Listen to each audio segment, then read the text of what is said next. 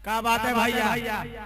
अरे चचा, हम बहुत दूर से आए हैं, आज आपके गांव में ठहरना चाहते हैं। तो ठहर जा, तुहार वास्ते हमारे घर हाजिर बा, चला घरे। अच्छा, पहले थोड़ा यहाँ खड़े खड़े बात कर लेते हैं, फिर घर चलेंगे। जैसन तुहार मर्जी, मर खड़े खड़े का बैठ, अच्छा से बात हुई। कोई बात नहीं, ठीक है, ऐसा ही अच्छा लगता है। खैर सुनिए, आपको मालूम है कि मोहम्मद रसूलुल्लाह सल्लल्लाहु अलैहि वसल्लम के बाद दूसरे नबी इस दुनिया में आए हैं जो लोगों को सच्चे दीन की दावत देते हैं। अरे का कहा तो ऐसा रसूलुल्लाह के बाद कैसे कोई नबी आई? ओह नबी तो आखिर नहीं बा। यही तो अफसोस है कि आपको मालूम ही नहीं, क्या किसी ने आपको बताया नहीं? अरे इन्हें बतावे क्या बात है? इस आप बतियान के हमार नबी के बाद कोई नबी ना आए। हमार मौलवी साहब जमा में यही बयान करना और मौलवी साहब बयान करते रहे कि ये हमारे ईमान की बात बात और हमार बाबा चचा भी हम यही सुनते रहे। तो दोनों भी मौलवी साहब हैं। देखो चचा, सोचो, दुनिया में बहुत से नबी आए हैं ना। हाँ आए रहे, हम तो सुलियन के 1,24,000 आए रहे। ठीक इसी तरह एक नबी नया आया है, क्योंकि कोई भी नबी आता है तो वह बिगड़ी हुई कौम को सुधारता है, सच्चाई का रास्ता दिखाता है। फिर एक नबी चला जाता है तो वह कौम फिर बिगड़ जाती है। फिर अल्लाह ताला कोई नबी भेजता है जो लोगों के ईमान को सही करता है। इसी तरह मोहम्मद रसूलुल्लाह सल्लल्लाहु अलैहि वसल्लम के बाद कौम मुस्लिम में बिगाड़ आ गया तो अल्लाह ने एक नबी भेजा। भी कहा बा जो भी नवा नवा आइन है, वो दरभंगा में पैदा हुए, जिनका नाम शकील बिन हनीफ है। बहुत ही तेजी के साथ अपने नबूवत का प्रचार कर रहा है। अरे भैया, वो नबी के माने का हुई? अब कोई नवा नबी जब इन आई तब तो हमका बता दिया, हम उम्र से बात करी। क्या बात है रहीम चचा, ये साहब कौन है, कहाँ से आए हैं? अरे इंजीनियर बाबा, तू ही पूछ ला ये साहब कहाँ से आए हैं? ऐसे ये साहब हमार मेहमान बा, आज ये साहब हमार घर रहे। जी फरमाइए, आप कहाँ से तशरीफ लाए हैं? मैं दरभंगा के रहने वाला हूँ, मेरा नाम अरफात है। मैं एक नबी की तबलीग में निकला हूँ ताकि उनकी दात पूरे आलम में फैला दूँ। मोहम्मद सल्लल्लाहु अलैहि वसल्लम के बाद में भी कोई नबी आ सकता है, जबकि रसूलुल्लाह को खातिमुन नबिय्यीन कहा गया है। हैरत है, आप इंजीनियर होकर इस तरह की खोखली बात करते हैं। कि आपको मालूम नहीं कि हर जमाने में अल्लाह ने कौम की इस्लाह की खातिर एक नबी भेजा है। आज आप खुद देख लीजिए कौम की कितनी बिगड़ी हुई हालत है। क्या इस वक्त नबी की जरूरत नहीं थी? जरूर थी, इसलिए अल्लाह ताला एक नबी दरभंगा में पैदा किया। तो फिर खातिमुन नबिय्यीन जो कुरान में लिखा है, उलमा तकरीर करते हैं, मुफस्सिरीन तशरीह करते हैं, ये सब नाउज़ुबिल्लाह बेकार की बातें हैं। क्या इसका कोई मतलब नहीं? अगर इसका मतलब है तो फिर नए नबी के होने का कोई सवाल नहीं होता। It is impossible mister Gauhar, you are wrong. ये बिल्कुल नामुमकिन है जनाब गौहर साहब, आप गलत बोल रहे हैं। देखिए इंजीनियर साहब, आपने इस आयत का मतलब ही गलत समझा। आयत बिल्कुल सही है। इसका मतलब यह है कि मोहम्मद रसूलुल्लाह सल्लल्लाहु अलैहि वसल्लम जो कि तमाम नबियों के सरदार और किंग है, इसी पावर अथॉरिटी की वजह से आपने ये मुहर लगा दी है कि अब जिस नबी की नबूवत जारी होगी वह मेरे अंदर ही में रहकर जारी होगी, डायरेक्ट कोई नबूवत नहीं होगी। यानी आपने अपने अंदर मातहती में रहते हुए बाकायदा नबूवत की मुहर लगाई। अच्छा, तो ये बात है, अगर ये बात है तो वाकई बड़ी माकूल बात है कि हमारे नबी सबके सरदार भी रहे और आने वाले वक्त में जो नबी भी आए वो आप सल्लल्लाहु अलैहि वसल्लम का मातहत हो, और मातहत रहना ये आपके में होने की दलील है। एक और बात सुनिए, हजरत ईसा को जो आना है वो आपके मातहती तो आना होगा। जी हाँ, जी हाँ, अब तो मेरे समझ में बात आ गई, अच्छी तरह आ गई, क्योंकि हिंदुओं के यहाँ भी इससे बात मिलती जुलती है कि जब अधर्म बढ़ता है और धर्म का अपमान होता है तो इस धरती पर भगवान ब्रह्मा किसी मनुष्य के रूप में अपना रूप धारता है और प्रजा की इस्लाह करता है, दुष्टों का सर्वनाश करता है। आपने ठीक समझा। मैं आपको खातिमुन नबिय्यीन का एक मतलब और भी समझा देता हूँ। जैसे आप किसी इंजीनियर के बारे में तारीफ के तौर पर कहीं कि यह आखिरी इंजीनियर है, तो क्या इसके बाद कोई इंजीनियर नहीं होगा? होगा, जरूर होगा, मगर ये बात तारीफन कही जाती है, इससे दूसरे इंजीनियर पर फर्क नहीं पड़ता। अच्छा गौहर साहब, आपकी बात तो मेरे समझ में आ गई। अब आप उस नबी का तारुफ यानी इंट्रोडक्शन कराइए ताकि हम कुछ सोच सके। वह नबी आबिद जाहिद, रात रात इबादत करने वाला, रोने वाला, मुहद्दिस मुजद्दिद है। ईमान फरोश लोग उनके दर पर आते हैं और दुआ लेकर जाते हैं। आप मुस्तजाबुद दावत नबी हैं। तो हमें ऐसे नबी पर जरूर ईमान लानी चाहिए। फिलहाल आपके हाथ पर बेअत करता हूँ, रहीम चचा आप भी बेअत कर लो। नहीं बबुआ, नहीं बबुआ, हमरा पहले तनिक सोचे के चाहिए। जरा मौलवी साहब पूछो, ई देखो, ई मौलवी साहब ही पढ़त है, इससे बात करा। रहीम नाना कोई खास बात बा का? यहाँ लगा थे के इंजीनियर चाचा के रंग तनिक बदल बा। हाँ बउआ हमीद गजब ही गवाह है। ई नवाज साहब कहत है के कोई नवा नबी आइन है। क्या बात है साहब, आप लोग कहीं शकील बिन हनीफ काना दज्जाल मक्कर जानी हरामखोर की बात तो नहीं कर रहे हैं?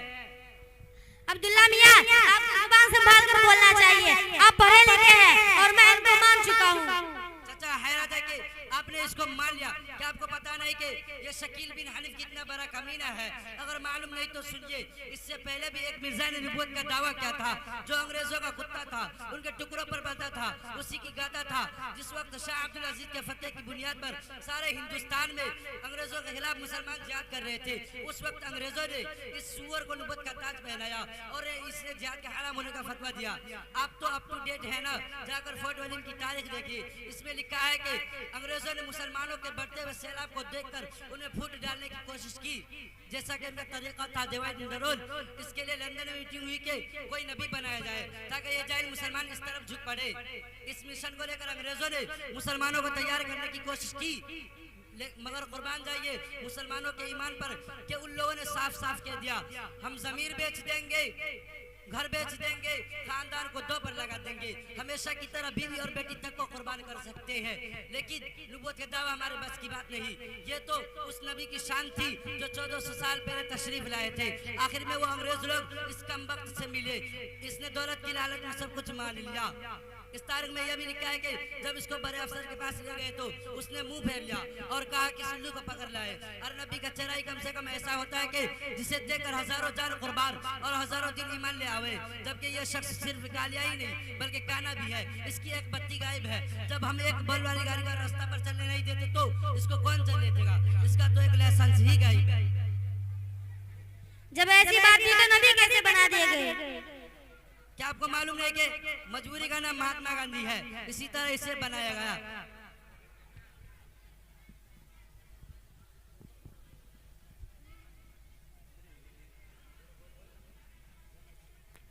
क्या आपको मालूम नहीं कि मजबूरी का नाम महात्मा गांधी है? इसी तरह इसे बनाया गया।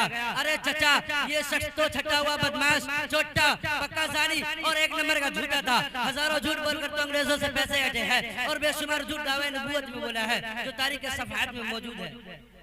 हैरत है।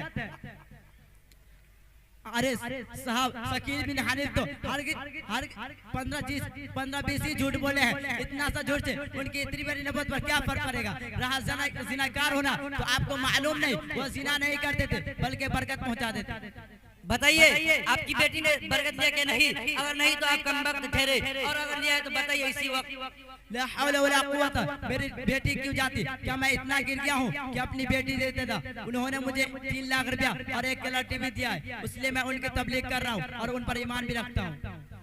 इसने तो अपनी माँ से भी एक मतलब जिना किया था। वो चूंकि माले होलिया का मरीज था, इसलिए उसे कुछ पता न चला और मुकाला कर गया, बल्कि बरकत दे गया। अब हम आपकी बात सुनने को तैयार नहीं, क्योंकि आप झूठे हैं। शकील ने हर किसी ऐसा नहीं किया। अफसोस है कि आप मौलाना होकर भी झूठ बोलते हैं और झूठे की बात का कोई एतबार नहीं।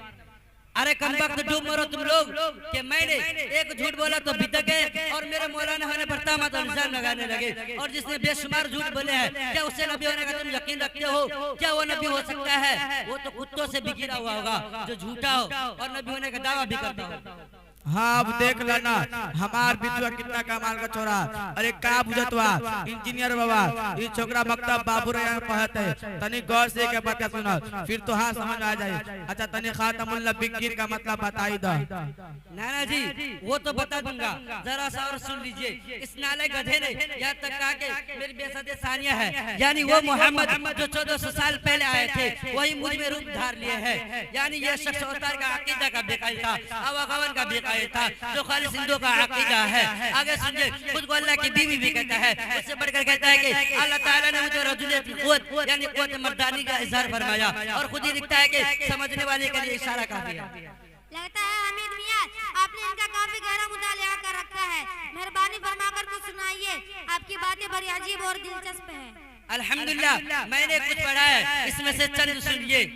ये शख्स खुद कभी हामिला, कभी मरियम, कभी ऐसा, कभी अल्लाह का नुतफा बनता है। ये लिखता है बाबू इलाही बख्श वक्त चाहता है कि तेरा हैज देखे, तुझ में हैज नहीं बल्कि वो बच्चा होगा जो बमंजिल इत्फालुल्लाह है। और अवतार होना तो ऊपर सुन लिया, इस पर वही आई, I love you, I am with you, I am in you. भला खुद सोच लीजिए ये नबी हो सकता है? अब्दुल्ला मियां, अच्छा खातिमुन नबीयीन का मतलब बता दीजिए ताकि और मजबूती हो जाए।